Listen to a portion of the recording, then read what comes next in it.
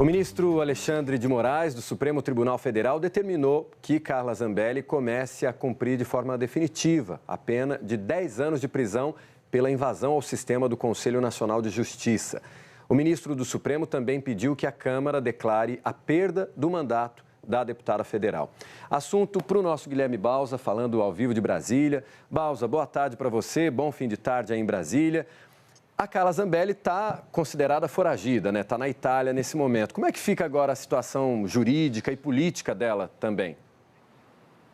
Oi, Vitor, um ótimo final de tarde a você, meu amigo, um prazer falar contigo. Um ótimo final de tarde para quem nos acompanha também nesse momento na Globo News. Olha, Vitor, o caso da Carla Zambelli é um caso bastante complexo, é um imbróglio e vários caminhos são possíveis, tanto quando a gente pensa na questão da perda do mandato parlamentar dela, quanto nesse processo de extradição. Carla Zambelli, que foi condenada em maio a 10 anos de prisão por ter invadido os sistemas do Conselho Nacional de Justiça com a ajuda do hacker Walter Delgatti Neto, para forjar ali um mandato de prisão falso contra Alexandre de Moraes e, segundo o Supremo Tribunal, segundo essa decisão do STF, para tumultuar o país, enfim, para atentar contra a justiça e contra a democracia brasileira. Nessa semana ela fugiu para a Itália, ela tem cidadania italiana, passou pela Argentina, depois para os Estados Unidos e acabou chegando até a Itália antes de o nome dela ser incluído na lista de difusão vermelha da Interpol. Ontem ela disse a Natuzaneri que vai se apresentar às autoridades italianas, mas não chegou ainda informação de que ela tenha de fato se entregado, se apresentado ali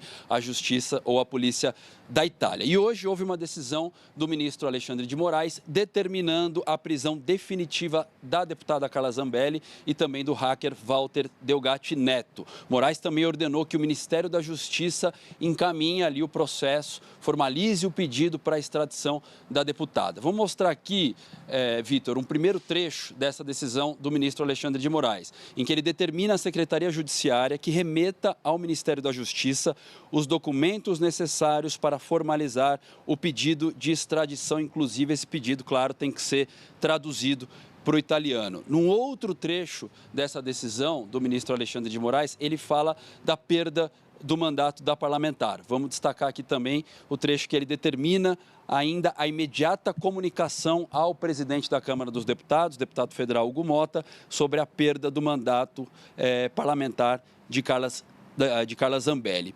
Agora, falando da extradição, Vitor, é importante a gente explicar para quem está nos acompanhando que o Brasil e a Itália têm um tratado de extradição, um tratado bilateral que foi assinado em 1993, que prevê que pessoas que são foragidas ou que estejam procuradas pela justiça nesses países sejam extraditadas. Quem decide se a pessoa vai ser extraditada ou não, no primeiro momento é a corte desses países e depois há uma decisão política dos governos se extraditam ou não. É importante a gente lembrar também que a Itália hoje é governada pela direita, pela premier Giorgia Meloni, que é uma figura ali da direita, para muitos de extrema direita, para outros ali bem de direita, mas não dá para colocá-la no mesmo nível de Donald Trump ou de Jair Bolsonaro, mas enfim, é uma figura de direita e há um componente político, não só jurídico, nessas decisões.